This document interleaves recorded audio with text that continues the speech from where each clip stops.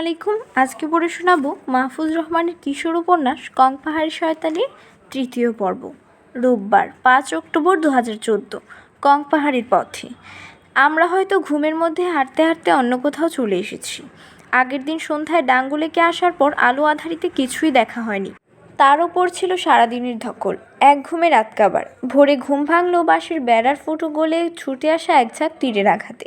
সত্যি সূর্যের রশ্মিগুলোকে এক একটা তীরের মতন লাগছিল। সোম পর্যন্ত চট করে বিছানা ছাড়ল। মজনু ভাই ততক্ষণে সকালের খাবার খেয়ে 2 খিলি পান মুখে পুরেছেন। আমরা মুখে কিছু দেওয়ার আগে ডাঙ্গুলিকে সামনে গিয়ে দাঁড়ালাম। লেকটা অপূর্ব। তখনই মনে হলো গতকাল সন্ধ্যায় যেখানে এসে উঠেছিলাম এটা সে জায়গা নয়। গতকাল কল্পনাও করিনি দিনের আলোতে সব কিছু এভাবে বদলে যাবে। পাহাড়ের উপর এমন সুন্দর একটা লেক যে থাকতে পারে তা না দেখলে বিশ্বাস করা কঠিন। উঁচু নিচু ঘন সবুজ পাহাড়ের মাঝখানে ঝকঝকে একটা লেক। ভোরের তাজা বাতাসে লেকের পানিতে ঝিরিঝিরি ঢেউ খেলে যাচ্ছে। এক পাশে ভাসছে শাপলা পাতা, ওতে এখন ফুল নেই। হাতের বাঁয়ে একটা অচেনা গাছ, গাছটার ঘন পাতার আড়াল থেকে একটানা শীষ দিয়ে যাচ্ছে একটা দোয়েল। ওই যে ওপারে একটা সাদা বক উড়ে এসে ল্যান্ড করলো টালমাটাল হেলিকপ্টারের মতো। এপারে আমাদের সামনে একটা বেঞ্চ পাতা, সেখানে পা তুলে উদাস হয়ে বসে আছে গতকাল রাতে দেখা মাঝবয়সী 3 জনের 2 জন। ভেপওয়ালা লোকটা এখনও ভেপ টানছে আর ধোঁয়া ছাড়ছে। তার ভেপের ধোঁয়া যেন উড়ে উড়ে পাহাড়ের মাথার ওপর ভেসে যাওয়া মেঘের দলে গিয়ে ভিড়ছে। হঠাৎ আবিষ্কার করলাম পুরো লেকে আকাশটাই দেখা যাচ্ছে। মনে হচ্ছে এই লেক আকাশের আয়না। মজনু ভাইয়ের তাড়া খেয়ে খাবারের দোকানে ছুটলাম আমরা। চেয়ার টেবিলগুলো ফাঁকা, আমাদের দুজনই কেবল খদ্দের। দোকানের ছোট ছেলেটা সামনে এলো হাসি মুখে। মেনু বলতে খিচুড়ি আর ডিম ভুনা। সারাদিন পাহাড় ডিঙাতে হবে বলে সাত সকালে একটু ভারী খাবারই জুৎসই। খেতে খেতে ছেলেটার সঙ্গে কথা হলো। ওর নাম পোলো, ক্লাস 8-এ পড়ে। দোকানের মালিক ওর মামা। আমরা যমজ বলেই হয়তো ও খানিকটা বেশি আগ্রহী হয়ে কথা বলতে এলো। যমজ বিষয়ে বেশ কিছু প্রশ্ন করলো। এর আগে নাকি ডাঙ্গুলেকে আরেক যমজ এসেছিল, তবে আমরা ক্লাস 9-এ পড়ি আর এখানে ঈদের ছুটিতে একা একা এসেছি শুনে পোলো খানিকটা অবাকই হলো। পোলোর সঙ্গে কথা বলতে বলতে খেয়াল করলাম বিদেশি লোকটা পাহাড়ের দিকে লম্বা লেন্স সহ একটা ক্যামেরা তাক করে আছে। বড় চুলওয়ালা লোকটা মোবাইল ফোনে কথা বলছে ঘরের বারান্দায় বসে। ওদিকটায় আর কেউ নেই। পোলো বলল, বিদেশি খুব ভালো ছবি তোলে। তোমার ছবি তুলে দিয়েছে? পোলো দাঁত বের করে হেসে বলল, দিয়েছে, আমি টের পাই নাই, তার আগেই তুলে ফেলেছে। সোম বলল, না বলে কয়ে তোমার মতো মডেলের ছবি তুলে ফেললো, তুমি টাকা দাবি করো নাই? পোলো আবারও দাঁত বের করে হেসে ফেলল। দূরের পাহাড় চূড়াটার দিকে দেখিয়ে বলল, তার ক্যামেরাটার অনেক পাওয়ার। ওই যে পাহাড়ের সবচেয়ে লম্বা গাছটা দেখেন, বিদেশি লোকটা ওই গাছের ডালে বসে থাকা একটা পাখির ছবি তুলেছে। মনে হয় 2 হাত দূর থেকে তোলা। সোম বলল, তোমার ছবি তুলতে ভালো লাগে? পোলো এমন একটা হাসি দিল যার অর্থ ভালো লাগে। আমি জিজ্ঞেস করলাম, অবসরে তুমি কি করো? পড়াশোনা করি। আমরা হেসে ফেললাম। আমি বললাম, তোমাকে তো হিংসা হচ্ছে, আমরাও তো অবসরে মানে মাঝে মধ্যে পড়াশোনা করতে চাই। পোলো চোখ দুটো আরও ছোট ছোট করে জানতে চাইল, কেন করেন না? আমার তো বই পড়তে অনেক ভালো লাগে। বাহ, তুমি কি বাংলা পড়তে পারো? পোলো বোধহয় খানিকটা আহতই হলো। কেন পারবো না, স্কুলে বাংলা পড়াই তো। গল্পের বই পড়েছ কখনো, বাংলা গল্পের বই? পোলো মাথাটা ডানে বায়ে নাড়ালো। পড়েনি। আচ্ছা ঠিক আছে, খাওয়া শেষ হলে আমরা তোমাকে একটা বই দিচ্ছি, বইটা তোমার ভালো লাগবে। না না লাগবে না বলে জগে পানি ভরতে চলে গেল পোলো। খাওয়া শেষ করে বেরোতেই বিদেশির সঙ্গে দেখা। 6 ফুটের বেশি লম্বা। বিদেশিদের বয়স আন্দাজ করা কঠিন। একবার মনে হলো 40, আরেকবার মনে হলো 50। মাথায় বেতে বোনা ত্রিভুজ আকৃতির, ঠিক একটা ঘরের ছাউনির মতো হ্যাট। মুখটা লম্বা, ক্লিন শেভড। পরনে টি-শার্ট আর 3/4। হাতে গাবদা গোবদা একটা ঘড়ি। গলায় ক্যামেরাটা ঝুলিয়ে বিদেশি আমাদের দিকে এগিয়ে আসছে হাসি মুখে। সামনে এসে বলল, হ্যালো টমসন অ্যান্ড থমসন। সোম গজগজ করে উঠল, আমরা ওদের মতো বেকুব না। বিদেশি একেবারে মাটি কাঁপিয়ে হা হা করে হেসে ফেলল। তার মানে বলতে চাইছো তোমরা টিনটিনের মতো বুদ্ধিমান? আমি বললাম, আমি আমাদের মতো বুদ্ধিমান। বিদেশি ঠোঁট উল্টে কাঁধ ঝাঁকিয়ে বিষয়টা মেনে নেওয়ার ভঙ্গি করল। তোমাদের দেখে অবশ্য তাই মনে হচ্ছে। আচ্ছা বলো তো আমি এখানে কি করতে এসেছি? আমি বেশ খানিকটা আত্মবিশ্বাসের সঙ্গে বললাম, ছবি তুলতে। বিদেশি বলল, কেবল ঘুরতেও তো আসতে পারি নাকি? শুধু ঘুরতে এলে কেউ এত বড় লেন্স নিয়ে আসে না। সোম ক্যামেরাটা দেখিয়ে বলল, প্রফেশনাল ফটোগ্রাফাররাই কেবল এই লেন্স নিয়ে ঘোরে। আমি সাবধানে লোকটার পা থেকে মাথা পর্যন্ত খেয়াল করে বললাম, কেবল পেশা নয়, আমরা তোমার সম্পর্কে আরও অনেক কিছুই বলতে পারি। আমার দিকে চোখ বড় বড় করে তাকালো লোকটা। যেমন যেমন তোমার অ্যাকসেন্ট শুনে এটা নিশ্চিত যে তুমি আমেরিকান। তোমার রোদে পোড়া তামাটে চামড়া দেখে বোঝা যাচ্ছে গত কিছুদিন ধরে তুমি রোদে ঘোরাফেরা করছো। আর কিছুক্ষণ আগেই হয়তো ঘুরে এসেছো বুনো ঝোপঝাড় থেকে, কারণ তোমার ডান পায়ের মোজায় একটা কাঁটাওয়ালা ছোট বুনো ফল লেগে আছে। বাংলায় এই ফলের নাম আগরা, ইংরেজিটা জানি না। আর এক নাগাড়ে এত কিছু বলছি দেখে সোম আমার মুখের কথা কেড়ে নিয়ে যোগ করলো, আর তোমার মাথার হ্যাটটা যে আমেরিকান নয় এ ব্যাপারেও মোটামুটি নিশ্চিত। বিদেশির মুখটা হাঁ হয়ে গেছে। মুখটা ওই অবস্থায় রেখে চোখ দুটি কিছুক্ষণ পিটপিট করে নিয়ে বলল, তোমাদের চোখ দেখি একেবারে শার্লকের মতো। তারপর আমাদের দিকে অপলক তাকিয়ে থাকতে থাকতে মাথার হ্যাটটা নামিয়ে এনে বলল, এই হ্যাট আমাকে উপহার দিয়েছে আফ্রিকার এক বন্ধু। কিন্তু তোমরা বুঝলে কী করে বলো তো? খুব সহজ। সোমের কণ্ঠে আত্মবিশ্বাস টগবগ করছে। ওটার সামনে আফ্রিকার ম্যাপ আঁকা। আর এরকম বেতে বোনা হ্যাট নিশ্চয়ই তোমার দেশে সচরাচর পাওয়াও যায় না। তুমি যেহেতু ফটোগ্রাফার, দেশ বিদেশ ঘুরে বেড়াও, এমন বিচিত্র একটা হ্যাট তুমি নিশ্চয়ই আফ্রিকাতেই পেয়েছো, কিংবা আফ্রিকান কেউ দিয়েছে, ঠিক কি না? বিদেশি লোকটা মুখে কিছু না বলে হ্যাটটা বগলে রেখে হঠাৎ বুক টান টান করে দাঁড়ালো। তারপর ধূপ করে পা ঠুকে স্যালুট দিয়ে বলল, সত্যি তোমরা টিনটিনের চেয়ে বুদ্ধিমান, শুধু টিনটিন নয়, শার্লকের চেয়েও। বিদেশির ভাবভঙ্গি দেখে আমরা হা হা করে হেসে বললাম, ধন্যবাদ ধন্যবাদ। বিদেশি হ্যাটটা পরে হাত বাড়িয়ে দিয়ে বলল, আমার নাম Roger, Blake Roger, wild life photographer. আমি এসেছি আমেরিকা থেকে। আমরাও আমাদের নামধাম বললাম। বলতে বলতে লম্বা চুলওয়ালা লোকটা পাশে এসে দাঁড়ালো। এসে হাসতে হাসতে বলল, তোমরা কী এমন করেছো যে রজার তোমাদের স্যালুট ঠুকে বসলো? রজারই জবাবটা দিল, আরে জানো না, ওরা টিনটিনের চেয়েও বুদ্ধিমান, শার্লকের মতো চোখ ওদের, হা হা হা। লম্বা চুলওয়ালা হাসি মুখে তাই নাকি বলে আমাদের দিকে হাত বাড়িয়ে দিল। আমার নাম আশিকুল আলম, তোমরা আমাকে বিলু ভাই বলে ডাকতে পারো। তোমাদের নাম? আমরা হ্যান্ডশেক করতে করতে নাম বলার পর বিলু ভাইয়ের প্রশ্ন, তো রবি সোম শার্লকের মতো কী করলে তোমরা? এবারও আমাদের হয়ে জবাব দিয়ে দিলেন রজার। এক কথায় ওরা সাংঘাতিক। ওদের জিজ্ঞেস করলাম, বলো তো আমি এখানে কী করতে এসেছি? ওরা আমার পেশা তো পেশা একেবারে নারী নক্ষত্র উদ্ধার করে ফেললো। বিলু ভাই চোখ সরু করে খুব চিন্তিত মুখে তাকালেন রজারের দিকে। নারী নক্ষত্র বলো কি? রজার পুরো বিষয়টা হাত পা নাড়িয়ে ব্যাখ্যা করার পর বললেন, তো বিলু, এবার তুমিই বলো, সত্যি ওরা বাচ্চা শার্লক হোম কিনা? হা হা হা। বিলু ভাই নিঃসন্দেহে একমত হওয়ার ভঙ্গি করে মাথাটা ডানে বাঁয়ে নেড়ে বললেন, কোনো সন্দেহ নেই রজার। তারপর আমাদের দিকে তাকালেন প্রশংসার দৃষ্টিতে। তোমরা সত্যিই জিনিয়াস। হ্যাঁ। বিলু ভাই আর রজারের কাছ থেকে শার্লক জিনিয়াস উপাধি পেয়ে খানিকটা অস্বস্তিই লাগলো আমাদের। মনে হলো ওরা বুঝি লেদাগেদা বাচ্চাদের অতি প্রশংসা করছে। প্রসঙ্গটা বদলানোর জন্য জিজ্ঞেস করলাম, আপনারা কিসের ছবি তোলেন? বিলু ভাই রজারকে দেখিয়ে বললেন, আমি আসলে ছবি তুলি না, রজারই তোলে। আমি ওর গাইড হিসেবে কাজ করছি। ও বেসিক্যালি ন্যাশনাল জিওগ্রাফিকের হয়ে কাজ করে। ঈদের এই সময়টা সব নিরিবিলি থাকে বলে এখানে নিয়ে এলাম। তোমরা কি কং পাহাড়ের ওদিকটায় যাবে? আমরা মাথা ওপর নিচ করলাম। বিলু ভাই বললেন, আমরাও অবশ্য ওদিকটায় যেতে পারি। এখনও ফাইনাল হয়নি কিছু, রজারের উপর নির্ভর করছে। তুমি কি বলো রজার, আমরা কি কং পাহাড়ের ওদিকটায় যাব? রজার নিচের ঠোঁট উল্টে এমনভাবে কাজ জাগালেন যার অর্থ নিশ্চিত নই। তারপর আমাদের দিকে ঝুঁকে এসে রহস্যময় কণ্ঠে বললেন, তোমরা ক্লাউডেড লেপার্ডের নাম শুনেছ? লেপার্ড মানে যে চিতা, এটা আমরা ভালো করেই জানি। তবে রজার যে নাম বললেন সেটা কখনো শুনিনি। তাই আমরা একসঙ্গে মাথা ডানে বাঁয়ে নেড়ে জিজ্ঞেস করলাম, না শুনিনি। বিলু ভাই বললেন, ক্লাউডেড লেপার্ডের একটা সুন্দর বাংলা নাম আছে, মেঘলা চিতা। সোম বলল, চিতার নাম মেঘলা? হ্যাঁ, এটার আরেক নাম হলো লামচিতা। গেছো ভাগ নামেও ডাকা হয়। গাছে গাছেই থাকে ওরা, বিপন্ন প্রজাতির। শোনা যাচ্ছে কং পাহাড়ের আশেপাশে একটা মেঘলা চিতা দেখা গেছে। সোম প্রশ্ন করল, এটা কি বেশ ভয়ঙ্কর? এটা হয়তো অনেকের কাছে ভয়ঙ্কর খবর। রজারের চোখ চকচক করছে। তবে আমার জন্য দারুণ সুখবর। এরকম একটা বিপন্ন প্রায় প্রাণীর ছবি তুলতে পারলে আর কিচ্ছু চাই না। বিলু ভাই আমাদের দুজনের দিকে তাকিয়ে বললেন, রবি সোম, তোমরা কিন্তু সাবধানে থেকো। বিশেষ করে সন্ধ্যার আগেই ঘোরাঘুরি শেষ করো। রজার আর বিলু ভাইয়ের সঙ্গে আরও কিছুক্ষণ কথা টথা বলে আমরা চলে এলাম ঘরে। এখন বেরিয়ে পড়ার পালা। বাড়িতে যাওয়ার কথা ভেবে ব্যাগে 3টা বই ঢুকিয়েছিলাম। বনগিরির বাসে ওঠার আগে যে বইগুলো ঢাকায় রেখে আসা উচিত ছিল তা টের পেয়েছি পাহাড়ে ওঠার সময়। আর পাহাড়ে উঠে যে বই পড়ার মতো অবস্থা থাকে না, এটাও আগে কল্পনা করিনি।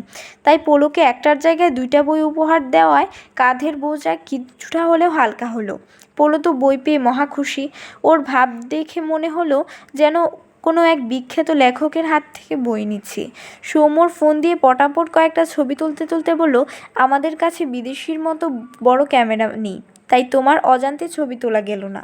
ছবি তোলা শেষে পোলো লাজুক মুখে বলল, দেখি কেমন হলো। সোম ছবিগুলো দেখালো।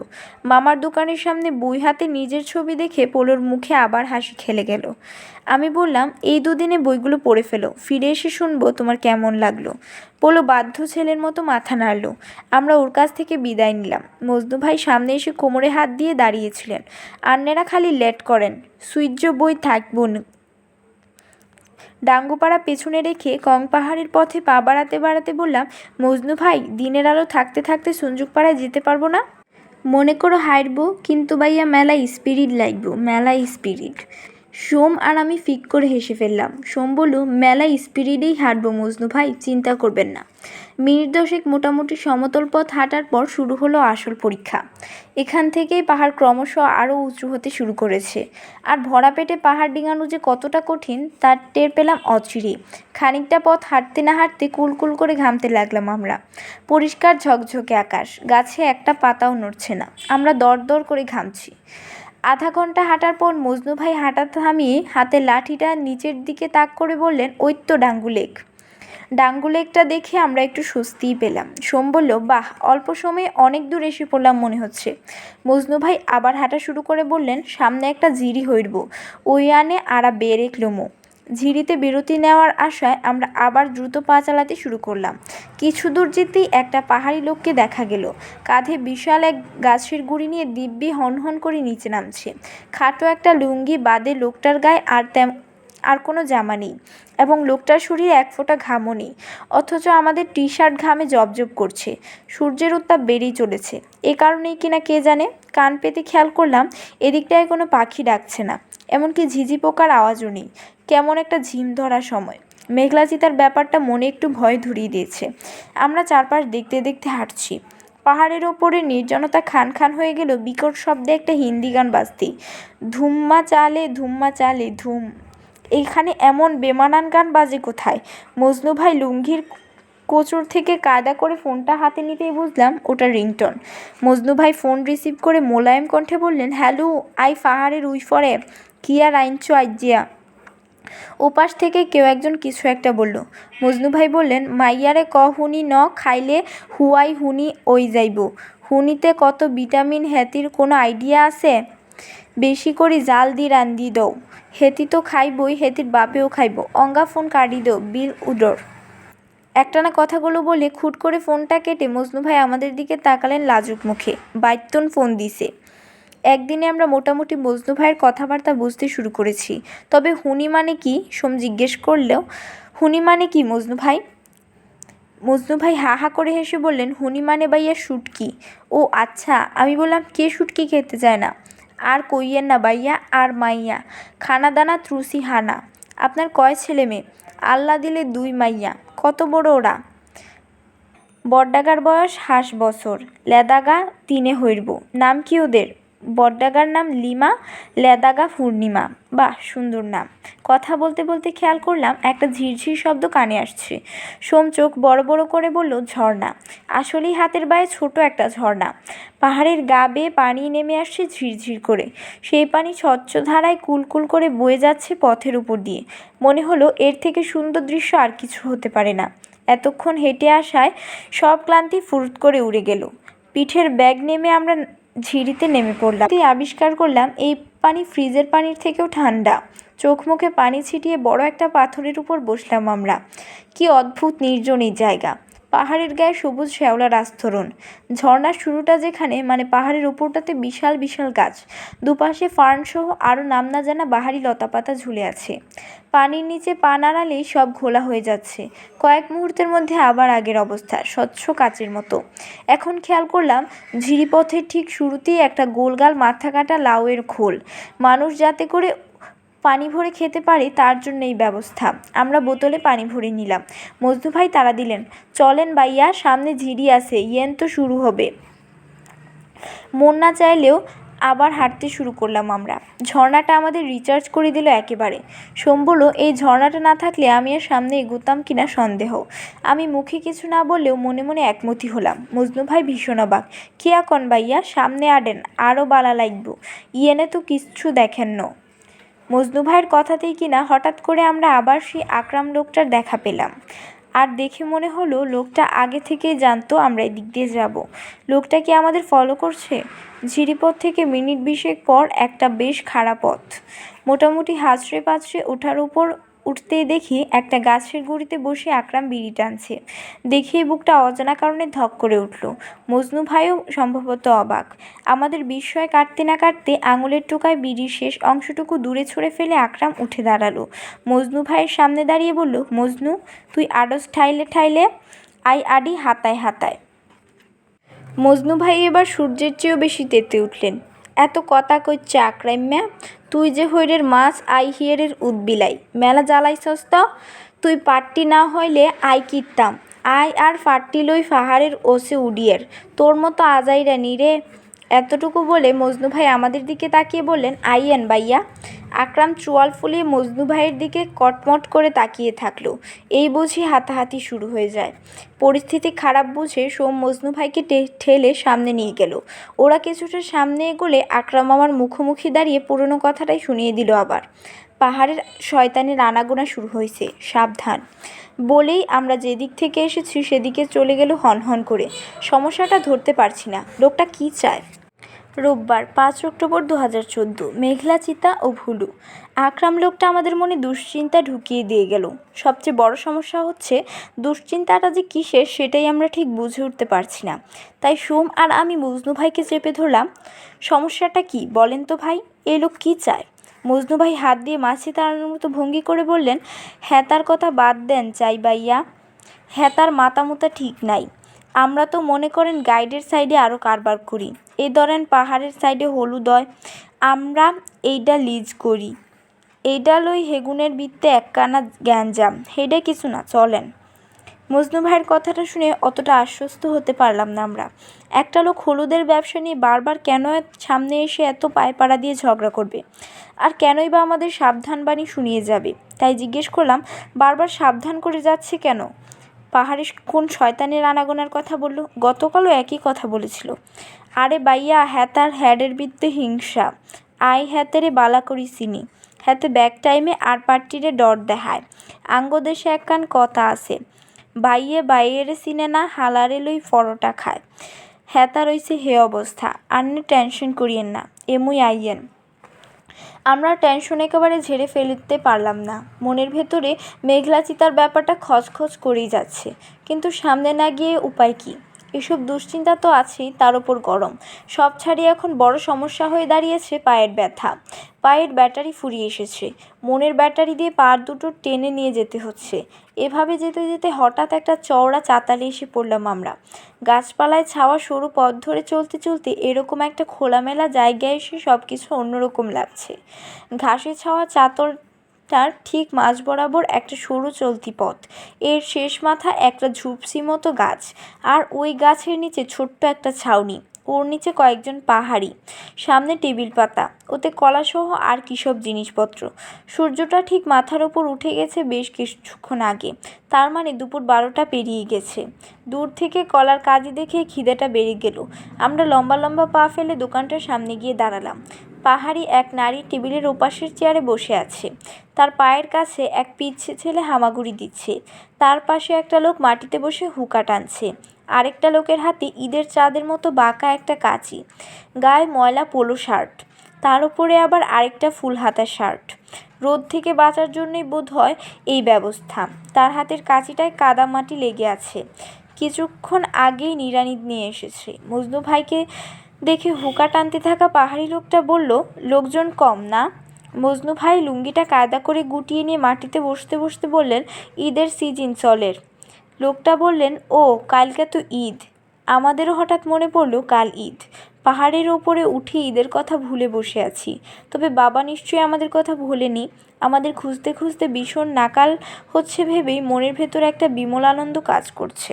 দোকান থেকে কলা বিস্কুট নিলাম আমরা, খানিকটা পাখি খাওয়া একটা পেঁপেও ছিল টেবিলের ওপরে, ওটাও নিলাম। সব মিলিয়ে দাম মাত্র 30 টাকা। আমরাও মজনু ভাইয়ের মতো মাটিতে বসে পড়লাম। পরপর 3টা কলা খেয়ে ফেলেছি। এবার পেঁপে সদ্গতি করতে হবে। দোকানের সামনের পিচ্চিটা এখনও হামাগুড়ি দিচ্ছে। ওর কোমরে কালো সুতায় ঘুঙুর বাঁধা। হামাগুড়ি দিচ্ছে আর ঘুঙুরটা টুংটুং করে বেজে উঠছে। ঘুঙুরের শব্দ শুনে হঠাৎ আমার চোখের সামনে একটা দৃশ্য ভেসে উঠল। সে কতদিন আগের কথা। মায়ের একটা পাউডারদানি ছিল পিতলের। মায়ের নানি ওটা মাকে দিয়েছিলেন। সে পাউডারদানিতে কিছু একটা দিয়ে টোকা মারলেই ঘুঙুরের মতো টুংটুং করে শব্দ হতো। দুপুরবেলা মা ঘুমালে আমরা পাউডারদানিটা টুংটুং করে বাজাতাম। মা ভীষণ বিরক্ত হতো। কলা, পেঁপে আর বিস্কুট খেয়ে আমরা আবার পাহাড় ডিঙাতে শুরু করেছি। চলতি পথে আরও 3টা চোখ জুড়ানো ঝিরি দেখে মুগ্ধ হয়েছি সত্যি। তবে ওগুলো পেরোনোর পরপরই আমাদের ধৈর্য খাদের কিনারে এসে দাঁড়িয়েছে।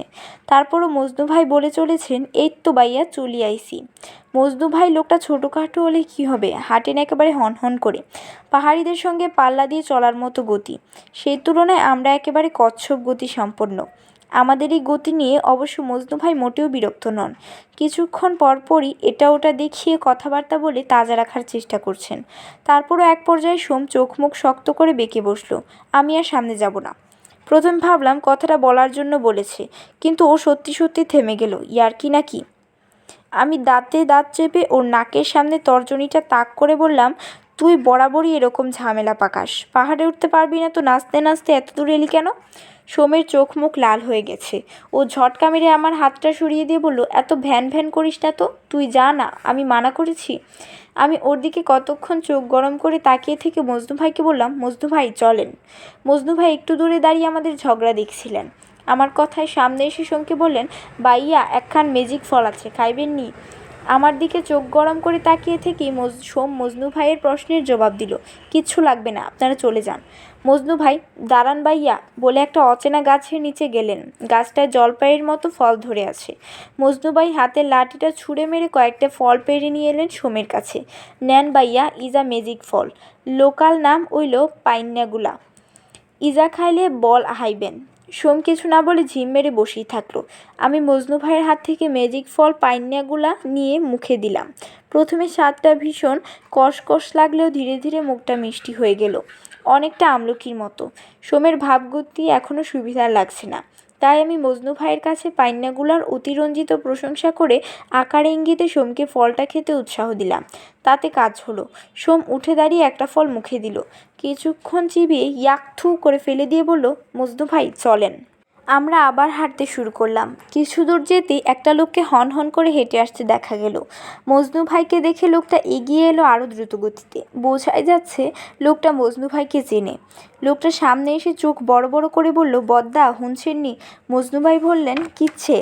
লোকটা লুঙ্গিতে গিট্টু মারতে মারতে বলল, কংপাহাড়ির দক্ষিণ সাইডে চিতাবাঘ আইছে, 2টা ভেড়াও খাইছে, চোখ কান খুইল্লা রাখেন। এতটুকু বললেই লোকটা আবার হন করে চলে গেল। আমি সোমের দিকে তাকিয়ে গলা নিচু করে বললাম, মেঘলা চিতার কথা বললো নাকি? সোম মজনু ভাইয়ের মুখের দিকে তাকিয়ে বলল, মজনু ভাই কোনো সমস্যা হবে না তো? মজনু ভাই দূরে উদ্দেশ্যহীনভাবে তাকিয়ে বললেন, সমস্যা নাই ভাইয়া, আডেন, আল্লাহ বর্ষা। মেঘলা চিতার চাপা আতঙ্ক নিয়ে আরও ঘন্টা 2 হাঁটার পর আমাদের অবস্থা তখন ভীষণ কাহিল। মনে হচ্ছিল সামনে আর একটা পাও ফেলতে পারবো না। ঠিক তখনই চোখের সামনে ফুটে উঠল কং পাহাড়। আমরা প্রায় দৌড় দিয়ে পাহাড়ের সামনে গিয়ে দাঁড়ালাম। ঠিক তখন কং পাহাড়ের সামনেও নয়, কারণ আমরা এসে দাঁড়িয়েছি 3টা পথের মাঝখানে। ব্যাপারটা ইংরেজি ওয়াই অক্ষর বা গুলতির মতো আর কি। বাইরের পথটা ধরে মিনিট 5 এগোলেই কং পাহাড়। এখান থেকে চূড়াটা স্পষ্ট দেখতে পাচ্ছি। একটা মন্দির আছে ওখানে। এই মন্দির আছে বলেই পাহাড়ে সিঁড়ি দিয়ে ওঠার ব্যবস্থা আছে। সিঁড়ির ওপাশে আরেকটা পথ দিয়েও অবশ্য উপরে ওঠা যায়। মন্দিরের পাশেই টিনের চালা দেওয়া বারান্দাওয়ালা স্কুলের মতন টানা ঘর, পেছনে লম্বা দেবদারু সারি। পাহাড়ের চারপাশে ছোট বড় আর অনেক গাছ দাঁড়িয়ে আছে সতর্ক পাহারাদারের মতো। এখানকার 8-10টা পাহাড়ের চেয়ে কং পাহাড় একেবারেই আলাদা। অন্য পাহাড়গুলোতে একটা বুনো ভাব আছে। এটা বেশ সাজানো গোছানো পরিপাটি। লোকজন নিয়মিত ঘুরতে আসে বলেই পাহাড়টা এমন চেহারা পেয়েছে। তারপরও দেখে কেন যেন মনে হলো পাহাড়টা একটা রহস্যের মশারি দিয়ে ঢাকা। আর এই রহস্যময়তা আছে বলেই সব মিলিয়ে পাহাড় অপূর্ব। এখানে এসে সারাদিনের ক্লান্তি বিকেলের হাওয়ায় মিলিয়ে গেল। মজনু ভাইয়ের সঙ্গে আগে থেকেই কথা ছিল, আজ আর আমরা পাহাড়ের ওপরে উঠব না। কাল সুঞ্জুকপাড়া থেকে যাব চিঝি ঝর্ণায়। ফিরে আসতে আসতে বিকেল হয়ে যাবে। তার পরদিন অর্থাৎ পরশু সকালে উঠব এই পাহাড়ে। তারপর চাইলে পরশুই ফিরে যাওয়া যাবে। তাই আমরা পাহাড়টা বাইরে রেখে ডানের পথ ধরলাম। এখান থেকে নিচে নামতে হবে। ওই যে আমাদের জন্য অপেক্ষা করছে সুঞ্জুকপাড়া। সুঞ্জুকপাড়ায় ঢোকার মুখে দাঁড়িয়ে আছে একটা বড় জবা ফুলের গাছ। গাছ ভর্তি জবা ফুল, দিনের আলো নিভে আসছে। এ কারণেই জ্বলজ্বল করছে জবা ফুলগুলো। জবা ফুলের গাছ থেকে চোখ সরাতেই নজর কাড়ল সুঞ্জুকপাড়ার চত্বরটা। এত বড় একটা চত্বর, একেবারে ঝকঝকে তকতকে, যেন মাত্রই লেপে দেয়া হয়েছে।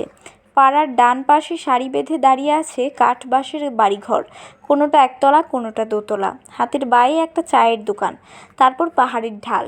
চায়ের দোকানে পাহাড়ি লোকেরা বসে আছে। দোকানের বাতি এখনও জ্বালানো হয়নি, তাই ভেতরটা অন্ধকার। চুলায় চায়ের কেটলি, সামনে বয়ামে বিস্কুট, কেক, ঠেস দিয়ে রাখা কলার কাঁদি। আমাদের খিদে পেয়ে গেল। দোকান থেকে কেক নিয়ে 2 কামড়েই একটা শেষ করে ফেললাম। দ্বিতীয় কেকটা হাতে নিতেই একটা সাদা রঙের ফোলা ফোলা লেজওয়ালা আদুরে কুকুর সামনে এসে দাঁড়ালো। কুকুরটার মুখ হাসি হাসি। ক্রমাগত লেজ নাড়িয়ে ও আমাদের দিকে মুখ উঁচু করে তাকিয়ে ঘেউ ঘেউ করে ডাক দিল, যেন এই পাড়ায় অভ্যর্থনাই জানালো। সোমকে বলল, কী নাম তোর? কুকুরটা আবার আরেকটা ঘেউ দিল। আমি ওর আলাভোলা চোখ দুটো দেখে বললাম, ওর নাম ভুলু। ভুলু সম্ভবত নামটা পছন্দ করলো বলে আরেকটা ঘেউ দিল। সোম ভুলুর সামনে একটা কেক ধরে বলল, ভুলু, কেক খাবি? ভুলু আরও খুশি হলো। কান খাড়া করে জিভ বের করে লেজ নাড়াতে লাগলো বেদম গতিতে। সোম হাতের কেকটা ভুলুর মুখের সামনে ভুলু ঘেউ করে ধন্যবাদ দিয়ে মুখে নিল কেকটা। তারপর আরাম করে বসে একবার আমাদের দিকে তাকায় আর কেকে একটা করে কামড় বসায়। আমরা আরও 2টা করে কেক খেলাম, ভুলুকেও দিলাম। প্রথম প্রথম ও আর নিতে চাইল না। সোম বলল, আরে অত লজ্জা করিস না, নে নে। আমাদের খুশি করতেই কিনা ভুলু কেকগুলো নিয়ে ধীরে ধীরে খেয়ে ফেলল। খাওয়া শেষে আমাদের পায়ের কাছে নাক লাগিয়ে ঘ্রাণ নিল। তারপর কান আর লেজ দুলিয়ে শুরু করলো নাচানাচি, যেন ও অনেক দিনের পুরনো বন্ধুদের ফিরে পেয়েছে। সোম বলল, কুকুরটা অদ্ভুত তো। সেই সকালে খিচুড়ি খেয়ে বেরিয়েছি। সারাদিন পেটে দানা পানি বলতে পড়েছে কেবল কলা, পেঁপে, বিস্কুট আর কেক। তাই পেটের ভেতরে একটা দৈত্য বাসা বেঁধেছে। এক বসায় কয়েক প্লেট ভাত খেয়ে ফেলা আমাদের জন্য এখন কোনো ব্যাপারই না। সমস্যা হলো, সুঞ্জুকপাড়ায় আগে থেকে কোনো বাসা ঠিক করা ছিল না। এখন প্রথমে একটা বাসা ঠিক করতে হবে। সেই বাসাতেই হবে রাতের খাবারের ব্যবস্থা। এই পাড়ার বেশ কিছু বাসায় এরকম থাকা খাওয়ার ব্যবস্থা আছে। যাদের বাসায় এমন ব্যবস্থা থাকে তাদের বলা হয় কারবারি। ঈদের মৌসুম বলে সব বাসাই খালি। মজনু ভাই অবশ্য বিপুল উৎসাহে পাড়ার সবচেয়ে ভালো একটা বাসা ঠিক করার জন্য বদ্ধপরিকর। তার চেয়েও বেশি উৎসাহী ভুলু। ও সামনে থেকে নেতৃত্ব দিয়ে আমাদের এগিয়ে নিয়ে যাচ্ছে। প্রথম বাসাটা পছন্দ হলেও টয়লেট ভালো না বলে বাতিল করা হলো। দ্বিতীয়টায় খাবারের ব্যবস্থা নেই। তৃতীয়টায় সবই ঠিক ছিল, কেবল কারবারি লাপাত্তা।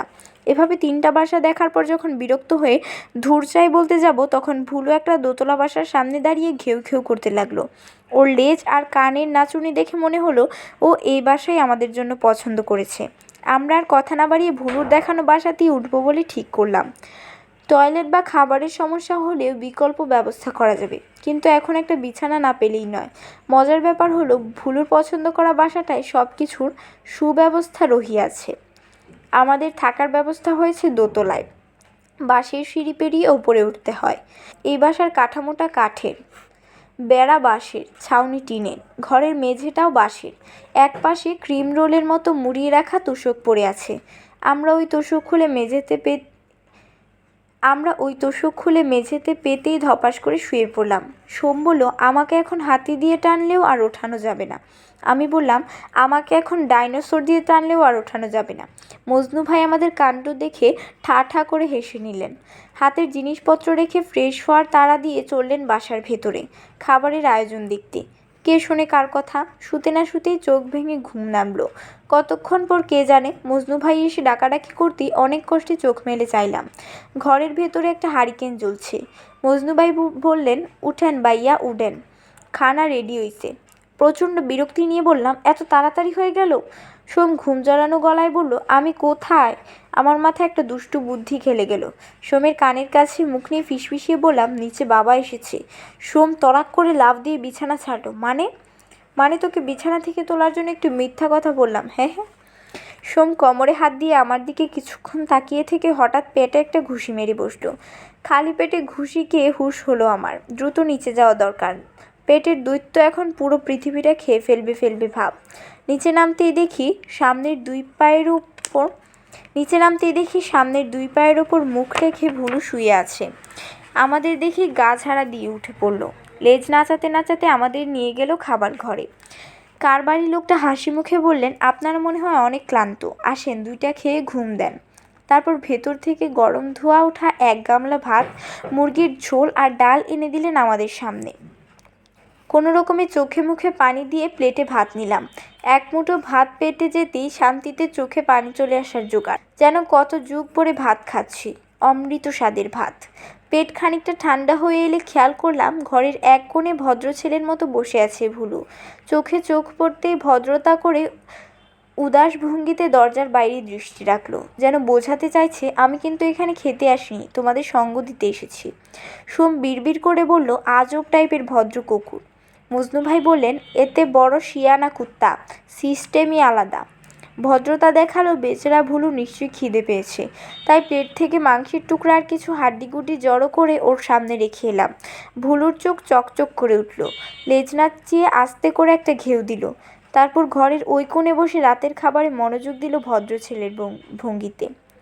আক্ষরি করতে একটা গামলা ভাত শেষ করে আমরা মোটামুটি তরতাজা হয়ে উঠলাম। ছোট্ট ঘুম হওয়াতে মনটাও বেশ ফুরফুরে। পাড়ার মস্ত উঠানটাতে নেমে এলাম আমরা। মাথার উপরে অসীম আকাশ, আকাশের বুকে অজস্র নক্ষত্র মিটমিট করছে। আকাশের দিকে কিছুক্ষণ তাকিয়ে থাকলে মনে হয় এই তো হাত বাড়ালেই নক্ষত্রগুলো ছোঁয়া যাবে।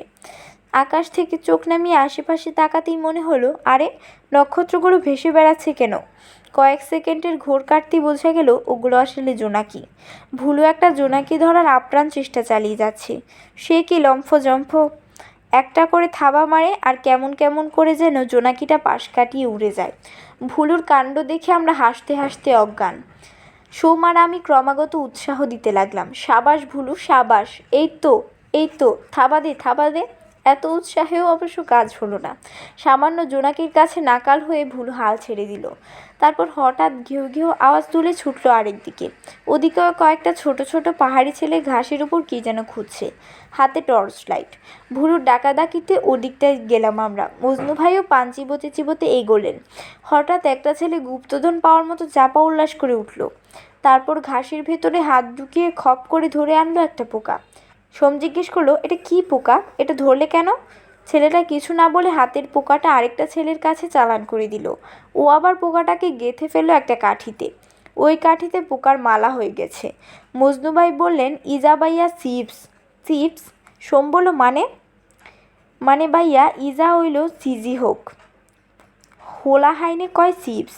শহরের হোলা হাইনে খায় চিপস, এগুনে খায় জিজি হোক। সোম একটা ছেলেকে বলল, তোমরা এগুলো কাঁচাই খাবে? ছেলেটা হেসে বলল, না পুরাই খাবো। খেতে কেমন? ছেলেটা সোমের প্রশ্নে এমনভাবে হাসলো যেন খুব বোকা বোকা একটা কথা বলে ফেলেছে। প্রশ্নের উত্তর দিলেন মজনু ভাই, কইসি না আন্নেরে ইজা চিপসের মতন, হোয়াদ খালি বাইয়া। আপনি কিভাবে বুঝলেন? খেয়েছেন কখনো? মজনু ভাই লাজুক মুখে বললেন, কি বলেন বাইয়া, ইজা না খাইলে খাইছিডা কি? সোম অবিশ্বাসের ভঙ্গিতে বলল, খেয়ে দেখান তো দেখি, না হলে আমরা বিশ্বাস করব না। মজনু ভাই দুম করে চ্যালেঞ্জটা নিয়ে ফেললেন। যে ছেলেটার হাতে ঝিঝি পোকার মালা, ওকে বললেন, বাতিজা আগুন ধরাও, আইজ্জা বাইয়া করে দেখাইয়ে দিমু। ছেলেগুলো দারুণ উৎসাহে শুকনো পাতা জড়ো করে আগুন ধরালো। ওর ওপর পোকাগুলো ধরতেই পটপট শব্দ হতে লাগলো আর বিচিত্র একটা গন্ধ এসে ধাক্কা দিল নাকে। আমি মজনু ভাইকে বললাম, মজনু ভাই আপনি শিওর এই পোকা সত্যি সত্যিই খাবেন? মজনু ভাইয়ের আতে ঘাত লাগলো যেন। কাঠি থেকে একটা পোকা টেনে বের করতে করতে বললেন, এক গো বাইয়া, এবার নিজের চোখে চান। নিজের চোখেই দেখলাম মজনু ভাই একটা পোকা হাতে নিয়ে চোখ বন্ধ করে কামড় বসালেন। কচকচ করে একটা শব্দ হলো। মজনু ভাই এমনভাবে চিবোতে লাগলেন যে পোকা তো নয়, যেন চিকেন ফ্রাই খাচ্ছেন। পাহাড়ি ছেলেগুলো ঝিঁঝি পোকা মুখে পড়ল টপাটপ। মজনু ভাই আস্ত পোকাটা খেয়ে শেষ করে মুখ মুছে বললেন, কি আবাইয়া বিশ্বাস হইছে নি? নিজের চোখকে কিভাবে অবিশ্বাস করি।